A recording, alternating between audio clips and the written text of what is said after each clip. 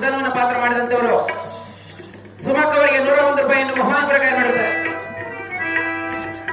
ಅವರಿಗೆ ನನ್ನ ತುಂಬ ಹೃದಯದ ಧನ್ಯವಾದಗಳು. ಅಹೋ ಪ್ರಾಣಪತಿ, ತಂದೆ ಮಾತನ್ನು ಧಿಕ್ಕಾರ ಮಾಡಿದರೆ ತಂದೆ ಆಜ್ಞೆಗೆ ಭಂಗ ತಂದಂತೆ ಆಗುವುದೆಂದು ಮನದಲ್ಲೇ ಬೇಜಾರಿಕೊಳ್ಳುತ್ತಿದೆಯಾ ಪ್ರಿಯ? ಆದರೆ ಎನ್ನ ಮನಸ್ಸಿನ ಸ್ಥಿತಿ ನಿನಗೆ ಅರ್ಥವಾಗುವುದಿಲ್ಲ. ನಿನ್ನ ಹಠವನ್ನು ಬರೆದ ಸತಿಯ ಬಯಕೆಯನ್ನು ಪೂರೈಸು ರಮಣ. ನೀ ತೋರು ಎನ್ನ ಮೇಲೆ ಅಂತಃಕರಣ.